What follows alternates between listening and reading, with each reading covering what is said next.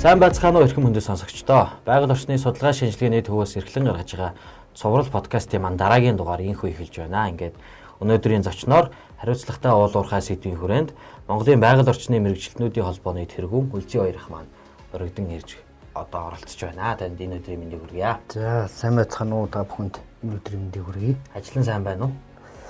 Ажил сайн. Одоо урьж ийм подкастт оролцуулж байгаад баярлалаа. Подкаст эхлүүлээд явж байгаа эхний 2 дугаарыг бол миний хувьд бол өөрөө үзэж сонирхож сонссон. Их сонирхолтой гоё ажил эхлүүлээд энэ олон нийтэд хэрэгцээтэй мэдээллүүдийг ингээд одоо бэлтгээд яриануудыг бэлтгээд ингээд цацж байгаа юм бол одоо маш их баяртай байгаа. Тэгээд амжилт хүсье. За баярлалаа.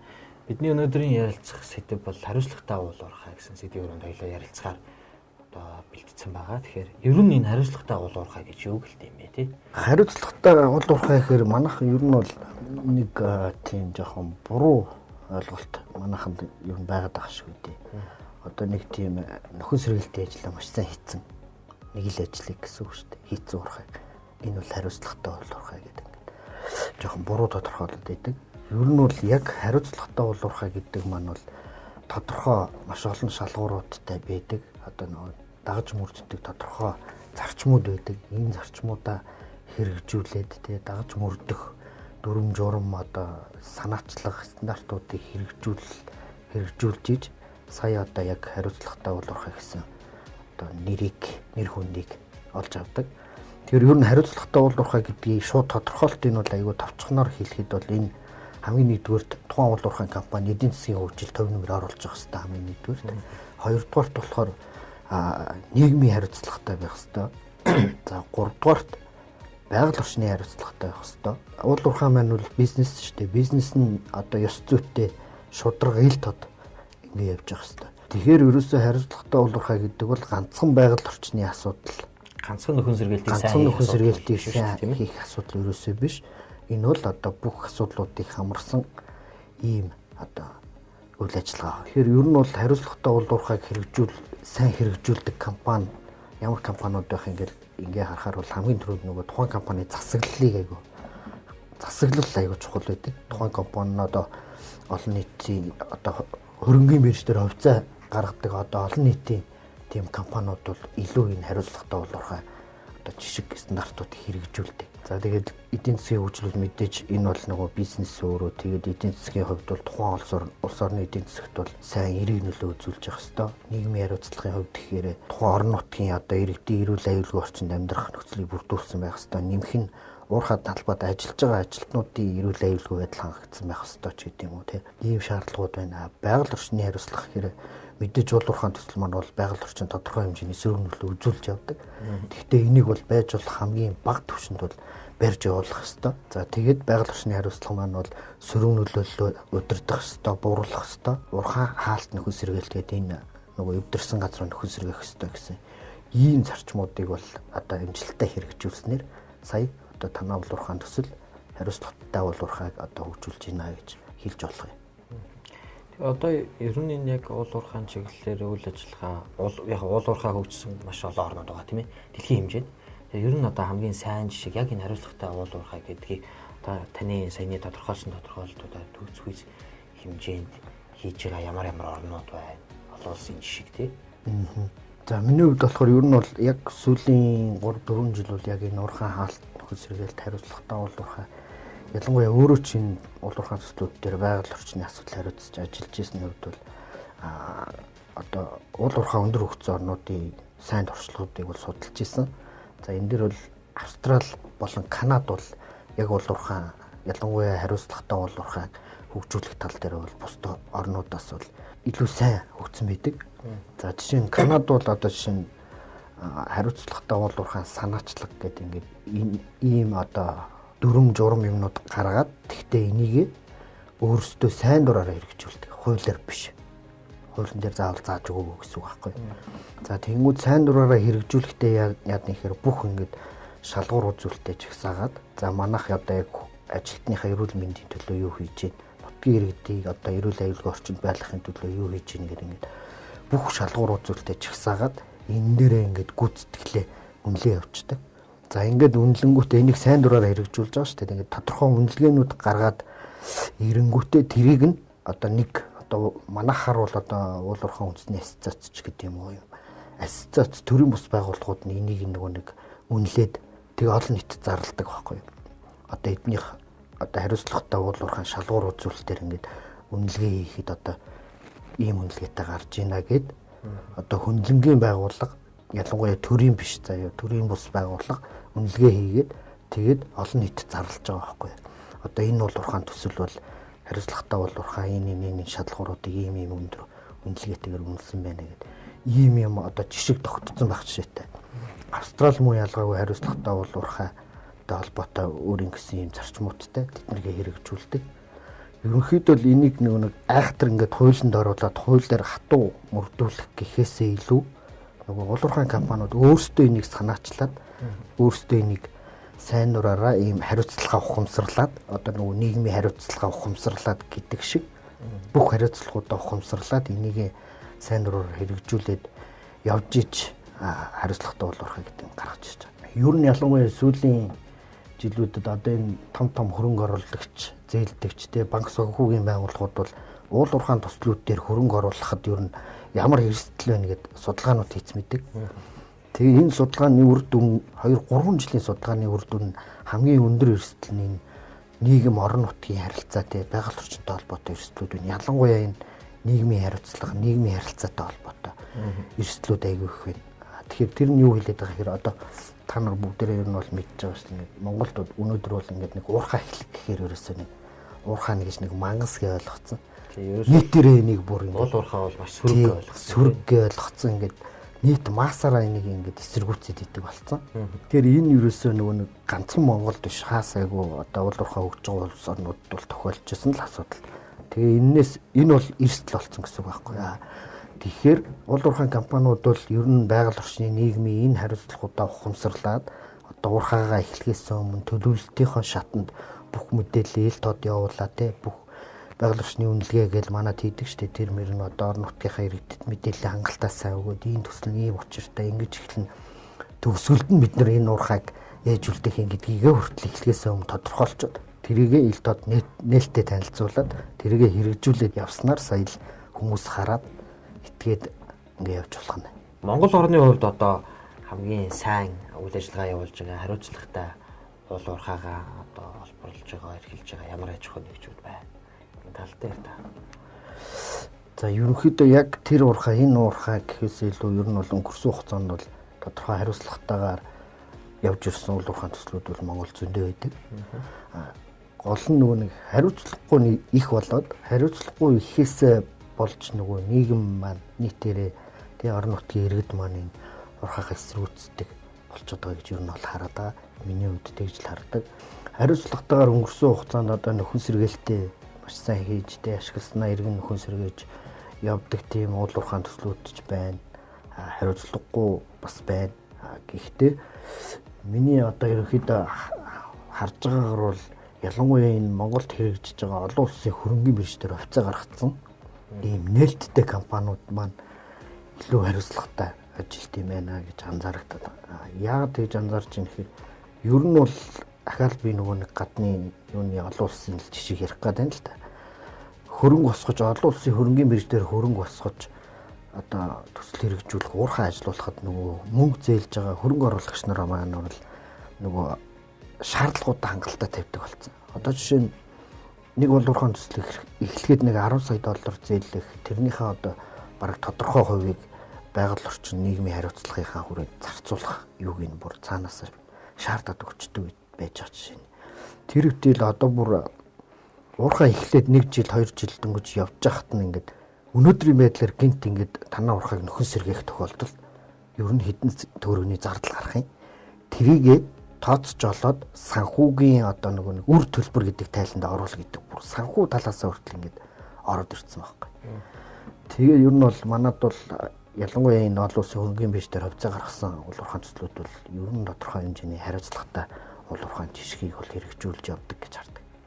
Тэгэхээр нөгөө хөрөнгө оруулагч нарын шаардлагад нийцүүлэхийн тулд одоо нөгөө сайн үйл ажиллагаануудаа хийгээд явж шүү дээ. Хийгээ явж гин тэрнээс гадна хөрөнгө оруулагч нар ч гэсэн ерөнхийдөө нөгөө нэг хариуцлагагүй нөхдүүдэд хөрөнгө оруулахгүй гэдгийг нөгөө нотолцсон байхгүй юу өнгөрсөн хугацааны алдаануудаас ингээд хөрөнгө оруулагч нар хүртэл тэрийг ойлгоцсон гэсэн үг байхгүй. Одоо ер нь тэгээд энэ уурхай дээр тулгарч байгаа хамгийн томоохон байгаль орчны асуудал, нийгмийн асуудал юу вэ? Ер нь бол ялангуяа манад бол уул уурхайтай холбоотой ер нь бол уул уурхайн төслүүд маань харьцангуй энэ хөдөө орон нут хээр тийм энэ ордууд ч хөдөө хээр байж байгаа шүү дээ. За тэгмүүд тэн дээр хаач ер нь ямар ч уул уурхайн төслийг хэлсэн хин нэгэн хөрш заавал зэрэгэлтэй байдаг гэдэг. Тэгмүүд манад дээр бол одоо жишээ нь тэнд малчаа айлууд тэнд амьдарч байгаа тийм орон нутгийн ард иргэд бэлчээр гэл ингээд зэрэгцэж давхцаж явахд бол хэцүү шүү дээ. Ямар ч тохиолдолд. Тэр л одоо хамгийн том асуудал. Гэхдээ одоо энийг энэ ийм тохиолдолд одоо энийг нутгийн иргэдтэйгээ зөв харилцаад, нээлттэй харилцаад тий түр хугацаанд нүүлгэн шилжүүлээд дараа нь ашиглаж дуусныхаа дараа нь хүн сэргээлтээ хийчихэд эргүүлээд заагаад авчрах байдлаар энийг бол хийх боломжтой. Тэрвтэл одоо чинь манад бол одоо нэг урт нэртэй хуулиар голын дагуу уурхай ажилуулдаг ч гэдэг юм юмнууд байдаг шүү дээ. Гэхдээ Австрали, Канадад бол голын ирэг дээр уурхай ажиллаж л байдаг. Гол нь нөгөө гол усныхаа ямыг хамгаалах технологийн шийдэлтэй хариуцлагатай гар тэн дээрээ үйл ажиллагаагаа явуулж болж л байвал энэ бол боломжтой. Манад тэгээ нөгөө магадгүй бас зарим нэг хариуцлагагүй аж ахуйн нэгжүүдээ ингэдэг юм уу? Нараас шалтгаалаад нөгөө нөхөн сэргээлтэй муу хийдэг учраас эргээд ард иргэдийнх нь итгэл хийдэг юм уу? Уул уурхайд итгэл нь бас болох шиг үү, тий?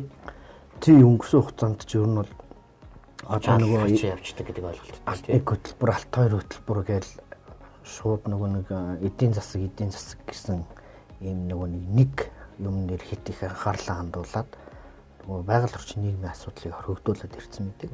Одоо өссөн өсөөгөө Монгол улсаараа ч тэр дэлхийгээр ш тэр нийгмийн асуудал тэр орон нутгийн асуудлыг шийдэлгүйгээр бол та уурхай ажиллах боломжгүй гэдгийг тодорхой болчиход байна. Эдийн засаг нөгөө мөнгө олох, ашиг олох асуудал бол номер 1 байхаа болчихсон тийм ээ. Дандаа юм хавсаар хамтарсан байдлаар хийсэн гэсэн санаа байна тийм. Тэгэхээр одоо шинэ хөрөнгө оруулагч нар бол яаж одоо хөрөнгө оруулалт хийхээр за эдийн засгийнхаа хувьд энэ одоо алтны ордыг ашиглахад ашигтай байж болно.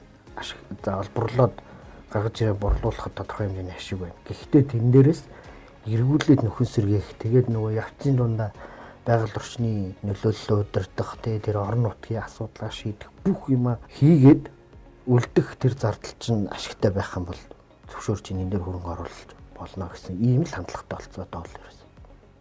Аж ахуйн нэгж одоо нөгөө төсөл хэрэгжүүлэгч нар буюу одоо уурхай ашиглаж байгаа аж ахуйн нэгжүүдийн зүгээс юун дээр нь анхаарах асуудлууд юу вэ? Ер нь бол миний хувьд хэд уул уурхай компаниудад бол нөгөө дамжиж 10 гаруй жил ажилласан. Тэгэхээр ер нь бол тухайн уул уурхай компани одоо удирдлага тэгээд тухайн компани засаглал юу чухал санагддаг. Жишээ нь удирдлагууд нь жишээ нь одоо байгаль орчныг хамгаалах тал дээр анхаарлаа хандуулъя тий хандлага нь ялгаатай байдаг ер нь бол одоо шинэ тухайн компани удирдлага тэгээд уурхайн дарагч гэдэг юм уу тий тэгээд энэ дээр нэмэх инженерүүд ер нь бол хуучин уурхайн компани уурхайн инженерүүд бол аль болох ингээд бага зардал гаргаад хурдан хугацаанд их хэмжээний одоо хөдөр олборлж байвал тэр хүний ажил ингээд ячих гэдэг сайн гэж үзээд байдаг. Миний хувьд болохоор ингээд 10 хэдэн жил уурхайд ажиллахтаа байнгын би нэг инженерүүд уурхайн удирдлагуудтайгаа ингээд зөрчилдөг байсан. Ягаад зөрчилдөг байсан гэхээр үгүй та нар ингээд олборлж болно, ашиглаж болно. Гол нь байгаль орчныхаа асуудал дээр анхаарлаа хандуулаа. Энийгээ давхар авч явах хэрэгтэй. Давхар энэ дээр анхаарлаа хандуулж явж иж сая уурхайн компани ч нэг тогтвортой явна. Тогтвортой юугаа олборлолтой хийн, хариуцлагатай явнаа. Тэрнээс зөвхөн одоо нөгөө мөнгөө хараад, санхүүгээ хараад зардлаа хэмнэх байдлаар ингэж явах юм бол ер нь бол одоо уурхай төсөл хэрэгжүүлэлт хэцүү болсон гэсэн үг. Одоо энэ уурхай дээр одоо яг нөгөө за би одоо нэг төсөл хэрэгжүүлэгч байлаа гэж бодоход байгаль орчны тал дээр нь яг одоо нөгөө яг нарийн мэрэгжлийн одоо зөвлөхөө, нарийн мэрэгжлийн зөвлөхөө үгүй ямар хөө зөвлөхөө юун дээр нь нийтлэг одоо харагддаг байгаль орчны тал дээр нь нөхөн сэргэлтийн тал дээр ч байт юм уу тий. Яг хөө ер нь бол ямар ч уул уурхайн төсөл эхлэхийн өмнө бол техник эдийн засгийн үндэслэл гэж боловсруулдаг. Нэмээд техник эдийн засгийн үндэслэлээ байгаль орчны нөлөөллөе наривчсан үнэлгээ гэсэн одоо судалгаа тайлан юм гарч ирдэг. Энэ байгаль орчны нөлөөллөе наривчсан үнэлгээ гэдэг одоо бичиг баримтыг одоо хийлгэхдээ маш сайн хийлгэх хэрэгтэй нэгдүгээр чанартай маш сайн судлаачдаар тий тодорхойлуулж ямар хэмжээний сөрөг нөлөөлөл гарахын яаж бууруулахын гэдгийг нь төлөвлөгөөтэй зардалтай нь маш сайн аргуулж авах хэрэгтэй. Тэгээд тэр байгаль орчны нөлөөллөе наривчсан үнэлгээ гэдэг бичиг баримтыг зүгээр шалгалт ирэхээр үзүүлдэг нөгөө батлагдсан цаас биш. Уурхайн даргын, уурхайн инженерүүдийн байгаль орчны ажилтнуудын ширээн дээр байж идэг ийм гарын авлага байдлаар энэ үнэлгээний тайлангууд ашиглаж авах хэрэгтэй. Яг одоо энэ салбарт ажиллаж байгаа яг наадах чинь бас анзаарэгдчихлээ тийм нэг аж ахуйн нэгжүүдийн төсөл хэрэгжүүлэгч нар маань өөрөө яг энэ наривчсан үнэлгээ рүү ордоггүй тий бараг талангаач сонсдоггүй үнэлгээ хийх ёстой. Одоо нөгөө лиценз байд юм уу юм авахд шаардлагатай гэдэг байдлаар энийг л хурдан аваад ир гэдэг юмнууд харагдаад байдаг тий. Тийм тэгээд манайд ч ерөнхийдөө л бас энэ уул уурхайч гэлтгүү бүхэл салбар дээр энэ хууль эрх зүйн бичиг баримтууд ялангуяа байгаль орчны салбарын хууль эрх зүйн бичиг баримтууд бол маш сайн маш олон хууль журам стандарт байдаг. Одоо зүгээр миний мэдж байгаагаар уурхай ажиллуулахад 30 орчим хууль дагаж мөрддөг. Тэрний 25 6 нь байгаль орчинтой холбоотой хууль байдаг. За тэгэнгүүт нэг хуулийг дагаад байгаль орчны салбар чи хэдэн журам хэдэн стандарт байдаг үлээ тий. Тэгээ ингээд явхаар бол Монголын хувьд бол байгаль орчин нийгэмтэй энтэй холбоотой хууль эрх зүйн юмнууд бол маш их байдаг. Ерөөсөө л хэрэгжилтэн дээр асуудал гэдэг. Одоо дахиад одоо уурхай эхлэхээ өмнө ер нь ямар хэмжээний сөрөг нөлөө байхаа энийг яаж удирдах гэдгийг энэ байгаль орчны нөлөөллийн наривчсан үнэлгээгээр тодорхойлуулж аваад энийг л хэрэгжүүлээд ажиллахад уулна боломжтой. Тэгэхээр энийг нэг тийм нийтлэг буруулж шиг гарчаад байгаа юм л да. Манайд ингэж ямар батлуулсан юм зөвшөөрлийн шин чанартай бичиг баримт гэдэг ингээд ойлгогдсон. Тэгээ өдөрлгүүд нь ч гэсэн ингээд за үнэлгээ хийлгээд батлуулсан ингээд яваад байдаг. Энэ дээрээ байгаагаа ерөөсөө хангалттай хэрэгжүүлж өгдөг. Энийг хэрэгжүүлж ажилтдаг уул уурхайн компаниуд бол зөндөө байдаг шүү манайд. Одоо энэ нийтлэг уул уурхайд аж ахуйн нэгжүүдэд гардаг энэ эрх зүйн зөрчил гэдэг юм уу? Одоо иймэрхүү юмнууд ямархуу нэг юм байт юм бэ? Ерөнхийдөө уурхай дээр гардаг зөрчлүүд гэхээр ер нь л яг нийгэм орон нутгийн харилцаатай холбоотой юм л аяг асуудал байгаад манад бол технологийн асуудлууд хэр асуудал байна? За технологи юуны хувьд бол ер нь энэ уул уурхайн хөгжилч юм бол одоо бараг хөнгүүгээр уурхай ажиллуулах хэмжээний болоод байгаа шүү дээ. Хүн оролцохгүйгээр бараг. Одоо ингээд би сая нэг ойлгох олон талаас нэг уулхайн асуудлуудыг асуугаад байгаа. Эргээд тэгвэл яаж шийдэх вэ? Тэ? Шийдэл нь юу вэ? Одоо таны түрүүний ярьж байгаа тэр одоо байгаль орчныг болоод нийгмийн хариуцлагын асуудлыг яаж аж ахуйн нэгжүүдэд сайжруулах вэ? Тэгэхээр шийдэл талаас гэхээр ер нь эхнээсээ л айгу зөв эхлэх хэрэгтэй ямар ч тохиолдолд. Одоо жишээ нь манад ингээд ашиглалтын лиценз, цайгууллын лиценз гэж аваад тэзүү батлуулаад үнэлгээгээ батлуулаад уурхаанууд тийм олон нөгөө нэг тэзүү батлуулсан үнэлгээ батлуулсан мөртлөө яг ажиллаж эхлэегүй тийм уурхаанууд зөндөө байдаг. Тэгэхээр яг энэ уурхайгаа эхлэхийн өмнө төлөвлөлт те хөгжүүлэлтийн энэ үе шатыг юусэн нөгөө нэг зүгээр л нэг цаас бүрдүүлэх ажил гэж ойлгочод байна л да.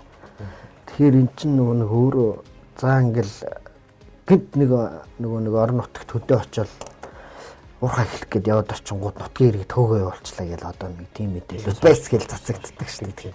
Тэр чинь юу хэлээд байна гэхээр нөгөө нэг уурхайгаа эхлүүлэхийн өмнөх нөгөө нэг судалгаа хөгжүүлэлт тэр орон нутгийн харилцаа тэ мэдээлэл өгөх мөх ажлуудаа хийхгүй одоо ингээл бид нар лиценз авсан үнэлгээгээ батлуулсан юм а батлуулсан гэд эхлэнгээ тавхад очиж байна л да.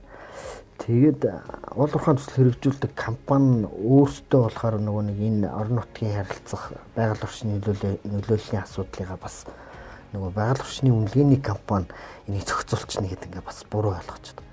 Тэгэхээр эн чинь яах аж ахуй нэгжүүд бол үнэлгээний компани ард иргэдэг учрыг нь олцсон байх хэрэгтэй гэж ойлгоод идэг. Яг үнэ эрэхтэй нөгөө төсөл хэрэгжүүлэгч нь өөрсдөө эхлээд нутгийн иргэдтэй манайх ийм төсөл хэрэгжүүлэгч юм. Яг энд ухах гэж байна. Ийм хэмжээгээр ухах нь. Тэгээд ийм нөлөөлөл байна гэдэг одоо үнэлгээний компани хажууд нь зүгээр зогсож яваад ийм судалгаа хийсэн, ийм нөлөөлөл гарсан ингэж бууруулахын зөвлөсөн гэж танилцуулаад тэгэхээр нөгөө төсөл хэрэгжүүлэгч компани өөрсдөө энэ орон нутгийн харилцаанд илүү сайн орж иж бүх мэдээлэлээ одоо уурхагаа эхлэхээс өмнө хангалттай өгөөд дахиад миний нөгөө ярих дуртаас уурхаа хаалт нөхөн сэргэл дараа нь юу үлдээх вэ гэдэг энэ төсөөллөө гаргаад ирчихээ тэрийг нутгийн иргэдтэй орон нутгийн танилцуулах хэрэгтэй. Ганцхан нутгийн ирж ер нь бол ашигласан бол эргүүлээ нөхөн сэргэх хэрэгтэй тийм үү. Тэгж ингэж нөхөн сэргэнэ гэдгийг маш сайн ойлгуул тэгжиж уурхагаа эхлэх хэрэгтэй гэсэн. Тэгээ ядаж нөгөө нөхөн сэргээлтийнхаа дарааны юм болгоно гэдэг одоо тэгээ нөгөө анх ярьсан одоо бас л ахаад нөгөө хариуцлагатай уулуурхаатай чи амлалтууд гэж юм байдаг. Амлалтууд нь үнэн байх хэрэгтэй гэсэн шаардлага байна. Анх эхлэхдээ бид нэр ингэж нөхөн сэргээн ингэж сөрөг нөлөөгөө бууруулна гэдгийг амл тэгээд амлснаа хэрэгжүүлсэн тохиолдолд тэртэлгүй бид нөгөө уулуурхаагаа ашиглаж энэ чинь нөгөө эдийн засгийн асуудал эдийн засгаа хөгжүүлэх нь бол тодорхой байгаа шүү дээ. Ойрын хугацаанд тэр тусмаа Монгол одоо тэгээ ер нь нөхөн сэргээхгүй ингээл орхичдаг шүү дээ. Орхиод одоо хайцчихсан нэлээд 90-ад оноос ч гэдэг юм уу ингээд хаяад. Энийг ер нь яаж шийдэх вэ?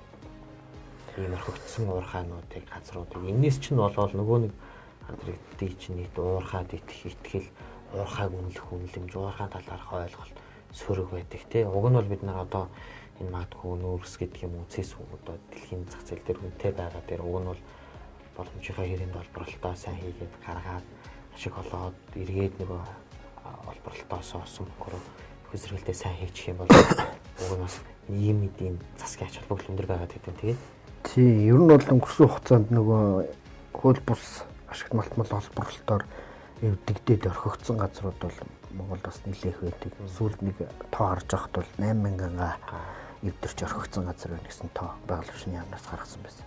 Бараг талаас илүү хувь нь бол нөгөө юугаар эвдэгдсэн нөгөө нэг бидний ярьдаг нөгөө нинжа нөгөө хууль бичил уурхаа юугаар эвдэгдсэн. За тэнгууд яг ингээд уул уурхаан салбар гэдэг ярихаар бол ер нь бол яг энэ уул уурхаан салбарын чинь энэ бичил уурхаа гэдэг хэсэг юм ийг уул уурхаа гэж үздэггүй юм байна л да. Тэгээд ямар нэг тэр өнгөрсөн хугацаанд эвдрээд орхигдсон газар бол уул нь бол хин эвдсэн эзэнтэй л байсан.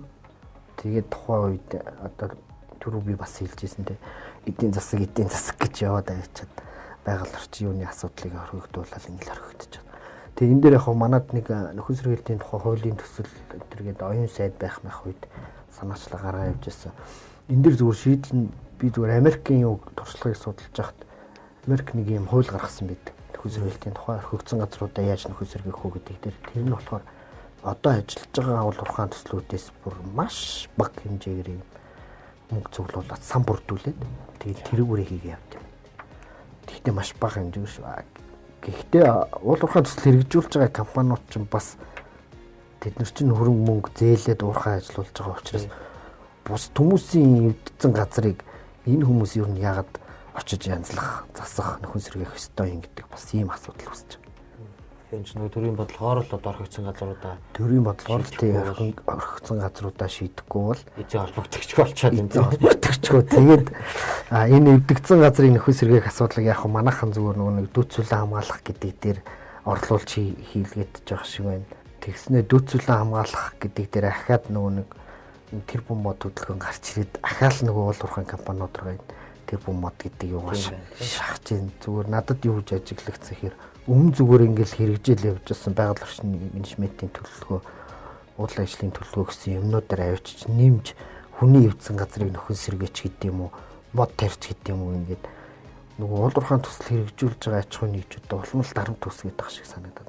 Тэр хүний эвдсэн газрыг нөхөн сэргээх гэж бодхосоо илүү зүгээр нийгмийн хариуцлагынхаа хүрээнд мод тарьж болно. Хүний эвдсэн газрыг тий өнцг нь тий нийгмийн хариуцлагынхаа хүрээнд харин хүний эвдэж орхисон газрыг нөхөн сэргээж болно.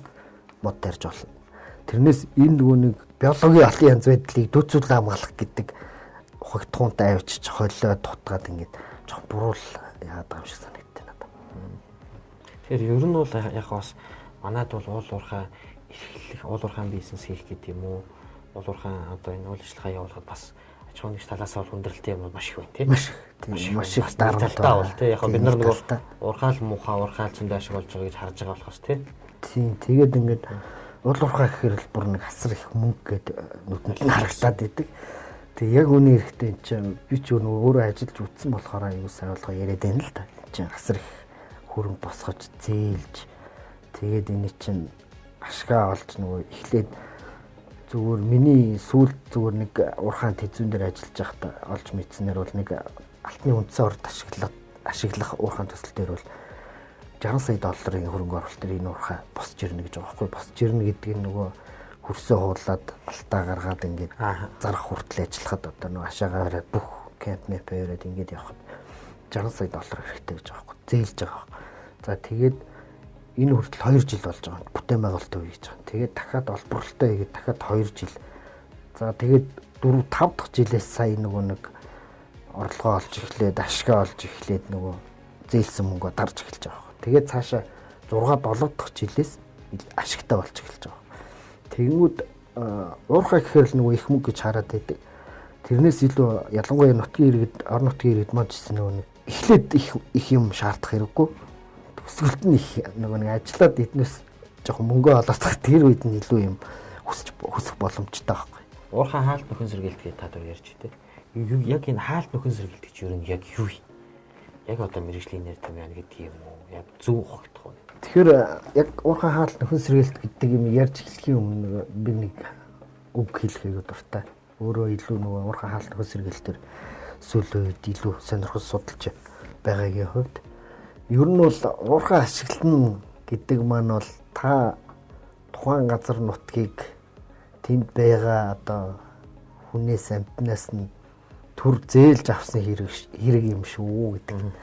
Тухайн газрыг ерөөсөө л төр зээлсэн хэрэг баггүй. Тэрнээс уурхай ажилуулах эрх авцсан гэдэг нь тэр орчныг газрын усын бүгдийг эзэмшсэн гэсэн үг ерөөсөө ч биш.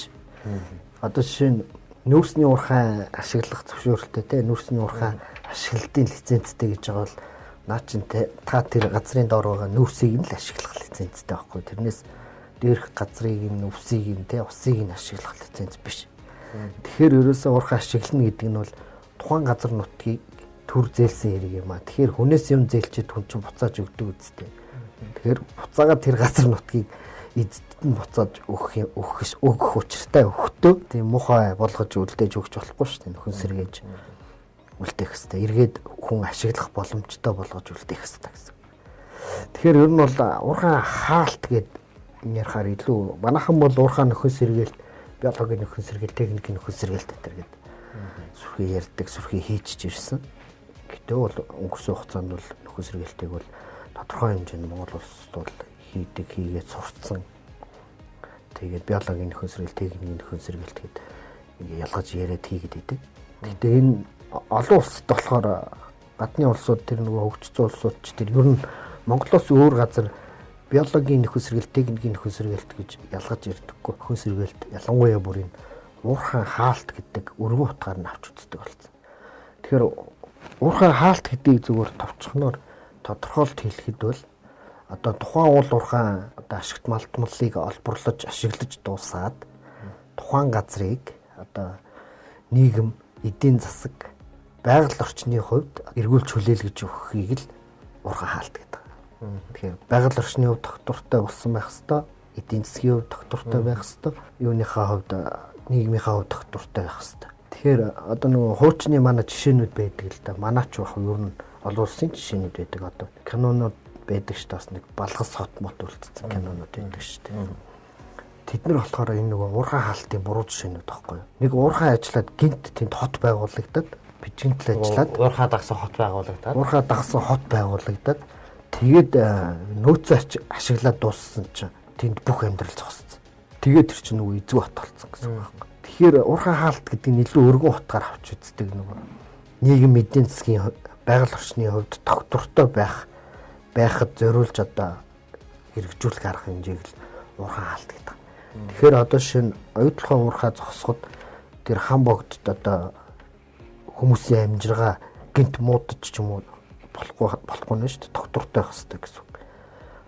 Эрдэнтийн уурхай зогсоход Эрдэнэ дотын иргэдийн амьдрал цаашаа доктортой үргэлжилж явах хэрэгтэй.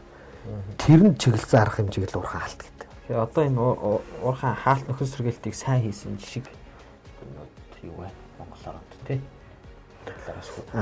Сонсогч сонирхож магадгүй тий. Манай Монголын хувьд болохоор нөгөө уул уурхай 100 жил тэгээд Монголын уул уурхай салбарын түүхийг болохоор налахын уурхайгаар эхлүүлдэг. Тэгээ яг налахын уурхай чинь бас манай яг уурхай хаалтын муу жишээ байхгүй. Гинтээ чад нөгөө осол болоод таасан байдаг. Тэгээд ерөөхдөө тэнд одоо тэр нөгөө нөөцөөс болж хаагдаагүй. Нөөцөөс болж хаагдаагүй. Дуусаад ч юм уу хаагдаагүй. Гинтийн осол болоод таагдсан байдаг тий. Ерөөхдөө уурхай хаагддаг 2-3 тохиолдол байдаг байхгүй. Гинт осол болоод эсвэл гинт зах зээлийнх нь үнэн буугаад байхгүй болох. Хаана олж байгаа хөтлөх нь нөөцөнд дуусах. Тэгээ яг уурхай хаалт хийхэд манад бол одоо уурхай хаалтууд хийх бол болоогүй л байна л дээ. Ер нь бол яг Монголд эрчимтэй бол уурхай томоохон уурхаанууд ихэлсэн хугацаа бол 2000-аад он л байдаг шүү дээ. Тэгээ одоо жишээ нь нүүрсний уурхай бол хамгийн багадаа 20 жил ажилдаг ч гэдэг юм уу тий. За оюутлах омлогоо ч бараг 50-60 маран жил ярьдаг үстэй тий. Тэгэхээр ер нь бол Монголд одоохондоо яг хаалт хийх хэмжээний хаацсан том хэмжээний уурхай бол одоогор байхгүй. Гэхдээ одоо ажиллаж байгаа том уурхаанууд бол ерөнхийдөө хаалтынхаа төлөвлөгөө төсөөллийг бол гаргацсан явж идэг. Тэгээд ер нь уурхай хаалт гэхээр дахиад нөгөө эргээд нөгөө биологийн нөхөн сэргээл техникийн нөхөн сэргээл гэдгийг дээр ярихад ер нь бол уурхайг хаахад ингээд баримтлах тодорхой зарчмууд байдаг. Байгаль орчны хувьд доктортой байх хэрэгтэй, физикийн хувьд доктортой байх хэрэгтэй. Физикийн хувьд доктортой байх хэрэгтэй гэдэг нь нөгөө юугаар бол геотехникийн доктортой байдлыг тэргээ ярьдаг л да. Тэр нь тэгэхээр нөгөө ханны нуралт үүсэхгүй байх хэрэгтэй ч гэдэг юм уу тийм юмнуудыг хэлж байгаа. За тэгээд биологийн олон янз байдлын хувьд доктортой байх хэрэгтэй. Тэр нь юу хэлээд байгаа хэрэг тэнд нөхөн сэргээлт хийсний дараа эргээд нөгөө амтын илдэг ч юм уу тийм тэнд ургаж ирсэн ургамж байглаасаа түрээд ургамж гэдэг юм. Бас л дахиад нөгөө нэг хөрөнгө оруулагч нарын шаардлага бол орж ин л да.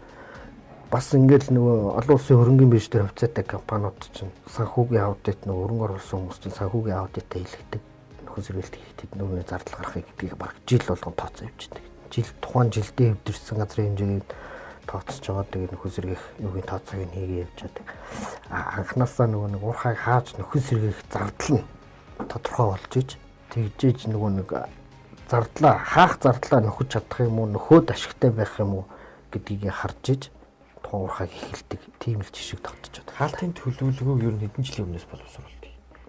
Би одоо нэг 2 уурхайгаар орж ирсэн. Тэнд бол хаалтын төлөвлөгөөг одооноос ингээд боловсруулж эхлэх гэдэг юм яригдчихсэн. Тэгэхээр хууль дүрмэн яа тийм бол яг манай хууль бол бас зөрчилтэй тэгээд бас жоохон буруу оновчгүй хугацаа тавьсан байдаг. Монголын хууль бол ашигт малмөллийн тухай хуулиар болохоор уурхайг хаахаас 1 жилийн өмнө хаалтын төлөвлөгөө хийх ёстой гэж байдаг. Байгаль орчны үнэлгээний тухай хуулийн дээр болохоор уурхайг хаахаас 3 жилийн өмнө хийх ёстой гэж загалт байдаг. Гэхдээ 2019 онд болохоор Монгол улс бараг анх удаа уурхай хаалт нөхөн сэргээлтийн журамтай болсон. Журам шинээр боловсруулагдаж батлагдсан байдаг. За энэ дээр болохоор ерөнхийдөө яг сайн миний яриад өнгөрсөн тэр байгаль орчны хөв доктортой, нийгмийн хөв доктортой байх хэрэгтэй тийм. Тэгээ уурхай хаалт тэр бас нэг гол ярих юм. Ер нь төгсгөлд нь ямар газар үлдээх юм гэдгийг тухайн орон нутагт байгаа иргэдээс асуух хэрэгтэй гэсэн. Тэгэхээр нөгөө нэг орон нутгийн иргэдийн ялангуяа нөгөө нэг нөлөөлөлд өртөгчдийн оролцоог хангаж энэ уурхай хаалтыг төлөвлөх хэрэгтэй. Нутгийн иргэд ер нь юу болгож үлдээх сонирхол байна гэдгийг асуух хэрэгтэй. Тэгэхээр уурхайг хаахтаа ер нь бол хаалтаа төлөвлөхтэй болохоор юугаал хийх хэрэгтэй юм л да нөгөө ямар зорилтоор хаах уу гэдгийг эхлээд тодорхойлцсон байх хэрэгтэй гэсэн. Аялал жуулчлалын зорилттой бааз болгож үлдээж хаах юм уу эсвэл бэлчээр болгож хаах юм уу? Томоохон нүүрсний уурхаанууд бол буцааж нөхөн дөрвөлт хийх боломжгүй шүү дээ. Тэгэхээр одоо устай нуур маягийн юм үлдэх гээд шүү дээ. Тэгэхээр одоо тэр усыг ашиглаад мод тариад тийм одоо хөдөө аж ахуй юм хөгжүүлээч гэдэг юм. Хаахтаа нөгөө нэг ямар зорилтоор хаах уу гэдгийг эхлээд тодорхойлцоод нөгөө уурхай ажиллаж явах хугацаанд тэрэндээ чиглэсэн байдлаар явцын дунд хийх ажлуудаа хийгээд ингээд чиглүүлээд явах нь хаах үеийн зардлыг нь бууруулдаг юм жижиг гэдэг. Нүүрсний уурхай. Тэгээд ер нь бол нөгөө хаалтын төлөвлөгөө ярьжсэн шүү дээ. Одоо бол манад бол зүгээр техник эдийн засгийн үндслэлээр нэг бүлэг орж байгаа. Нөхөн сэргээлтний юм байна гэд. Байгаль орчны нөлөөллийн наривчлан үнэлгээнээр бас нэг бүлэг орж байгаа. Тэгээ яг энийг бол ерөнхийдөө урдчилсан байдлаар хаалт нөхөн сэргээлтийн юу бол энэ дээр бүлгээр л нэг юм тайлангийн нэг бүлэг болоод явааддаг. Ер нь бол уурхайг эхлэхийн өмнө бол ялангуяа урдчилсан хаалт нөхөн сэргээлтийн төлөвлөгөө одоо тэзүүний шатанд хийгдэх ёстой. За тэгээд яг уурхайг ашиглаж эхлэхийн өмнө гэдэг чинь одоо бүх ажлын зураг гараад илүү наривчлагтаад ингээд уурхай 10 жил 20 жил яаж ажиллах вэ гэдэг юм гараад ирж штэ. Тэгсэн тохиолдолд илүү наривчилж уурхай хаалтын менежментийн төлөвлөгөөгөө наривчилж хийгээд тэгээд хийсний дараагаар энэ дээр ч нөгөө нэг яг хааж нөхөн сэргээх чи хэдийн хэмжээний зардал гарах уу гэж зардал нь тодорхой болчихж байгаа байхгүй. Тэгээд энэ зардлаа одоо би ерөнхийдөө гадны жишээ яриад байгаа шүү. Энэ зардлынхаа хэмжээгээр ийм санхүүгийн баталгаа гаргадаг байхгүй. Санхүүгийн баталгаа гаргаад тэгээд тэр санхүүгийн баталгааг нь банк ч юм уу, даатгалын компани ч юм уу эсвэл бонд гаргаж гэдэг юм гаргацдаг. Тэгээ гаргацгаар эн чинь нөгөө өөрөө хөшөөрөх болчдөг байхгүй. Энийг өөрөө хэрэгжүүлэхээс өөр ямар ч арга байхгүй. Хэрэгжүүлж ийж нөгөө барьсан одоо баталгаанд үлдээс мөнгө авсан. Тэнгүүд гадны жишгч ерөөсөө тэзүү хийгдчихэж гин, байгаль орчны үнэлгээ хийгдчихэж гин, нэмээд хаалтын төлөвлөгөө хийгдчихэж гин. Тэгсний дараа сая танд хаалт лиценз өгж байгаа байхгүй. Ашиглалтын лиценз нөгөө уурхай ажиллуулах зөвшөөрлөж эхлүүлж өгч гин гэсэн. Манад болохоор гэхдээ уурхай эхлэхээс өмнө үнэлгээ тэзүү хийдэг л дээ. Гэхдээ манад дээр болохоор бас болохынхаа өмнө нөгөө нэг байгаль орчны үнэлгээ хийдэггүй шүү дээ. Босны дараа байгаль орчны үнэлгээ хийдэг байхгүй манайх ч. Тэзүүгээ ч босны дараа хийгээддэг. Тэгээ манад нэг юм буруу жишээ явуулсан байхгүй. Хаалт лицензтэй болцсон л бол баг уурхайтай болцсон гэж ойлгох зөвөрсдөгөө. Тэгээд ингээд хаалт лиценз авах хүртлээр уул нь бол хангалттай хэмжээний хайгуулын зардал гаргацсан тэд нар чинь. Тэгээ энийг эхлүүлэхэл бодно шүү дээ мэдээж. Тэгтэл аата болоод тэгээд үнэлгээ хийгээд тэзүү хамгийн сүүлд нь нөгөө байгаль орчны нөлөөллийн наривчлан үнэлгээч хамгийн сүүлд нь хийгдэ батлагдчихж байгаа байхгүй. Тэгээд энэ дээр ингээд энэ үнэхээр сөрөг нөлөөтэй энийг ингээд батлах боломжгүй гэсэн янз бүрийн дүнэлтүүд гарч ирсэн тохиолдолд ингээд 10 жил 15 жил хайгуул хийцэн. Тэгээ аал лиценз авцсан. Тэзүүгээ хийцэн бүх юм болцсон. Ганцхан энэ танаа байгаль орчны нөлөөллийн наривчлан үнэлгээнээс чинь болоод улс орны эдийн засагт хэрэгтэй төсөл гацчихлаа гэдэг ингээ асуудал үүсдэг байна. Тэгээ хүчээр дэмжүүлэх ажиллагаа. Хүчээр дэмжүүлэх ажиллагаар нь тэгэхээр энэ дээр манад бол алдаа нь болохоор нэг юм дарааллын алдаа байгаад идэг. Нөхөн сэргээлтийн талаар. За нөхөн сэргээлтийн тухайд бол ер нь бол нөгөө л ярьдгаар том хэмжээний нүүрсний урхаанууд дээр бол эргэж буцаанд үргэлт хийх боломжгүй шүү дээ. Тэгэхээр үүссэн хаягдлын оволгоо бол хожиж нөхөн сэргээж таарна. Тэр том хэмжээний бол нэг нуур болж тий аюулгүй том үлдэж байгаа одоо уурхай карьерийг бол тойруулж хашилт хамгаалтаа болгож ингэж нөгөө аюулгүй болох хэвээр. Аюулгүй болгосон байх хэвээр. Бусад газруудад нь бол одоо нөхөн сэргээлт хийсэн байна. За тэгээ нөхөн сэргээлтэн дээр бас нэг чухал зүйл бол ер нь нөгөө нэг үржил шимт өнгө хөрс гэд манайхан ярьдаг. Шимт хөрсийг бол заавал одоо тусгаалan хуулж, тусгаалan хадгалж байх ёстой. Ерөөсөө энэ үржил шимт хөрс гэдэг маань бол уурхай хаалт нөхөн сэргээлтийн хамгийн чухал одоо нөөц гэж үздэг. Тэгэхээр одоо шинэ говьд ажиллаж байгаа уурхаанууд бол одоо ил садгаллаач гэдэг юм асуудлууд үүсдэг. Үгүй ч дээ говьд ч бас илснээр ургамал ургадаг үсттэй. Тэгэхээр энэ чинь үржил шимтэл гэсэн үг байхгүй. Тухайн байгалийн өөрийн тий байгалийнхаа оролцоогтой хөрсөн тий. За ингээд манай энэ өдрийн дугаар одоо ийхүү өндөрлөг төгөж байна. Тэгэхээр танд одоо магадгүй энэ хариуцлагатай бол уурхай сэдвийн хүрээнд миний асуугаагүй за энийг нэг хэлчих юмсан гэсэн юм байвал та чөлөөтэй хэлж болно. Яг нь ер нь бол одоо нийтээрээ л тий олон улсын жишгчдэр одоо Монголын жишгчдэр ер нь байгаль орчин нийгэмдээ анхаарал хандуулахгүйгээр тий уул уурхайн төсөл хөгжүүлэхэд уул уурхай ажилуулахад бол хэцүү болчлоо тий. Тэгээ нөө хүссэн бүсээгүй байгаль орчин нийгэм дээр анхаарал хандуулж иж энэ дээр тодорхой одоо ажил хийж тий хандлагаа өөрчилж энэ тал руу анхаарлаа хандуулж хандуулж ижил одоо уул уурхайн төслүүдийг бол амжилттай хэрэгжүүлэх юм байна. Тэгээ энэ уул уурхайчин одоо энэ Монгол улсын эдийн засагт бол маш их тодорхой хувь нэмрийг үзүүлж байгаа шүү дээ. Тэгэхээр энийг зөвхөн эдийн засгийнхаа төлөө гэж нөгөө нэг юм руу чиглэхгүй дагалдах энэ байгаль орчин нийгэмтэй хариуцлагын асуудлуудаа хамт авч явж л бид өгчих хэвээр. За ингээ манай өнөөдрийн дугаард оролцож бид бүхний урилгыг хүлээн авсан маш их баярлалаа. Ингээд таны цаашдынх нь энэ байгаль орчин нийгмийн хүн сэргийх ажилд нь маш том амжилтыг хүсье. Баярлалаа. Та бүхэнд амжилт хүсье.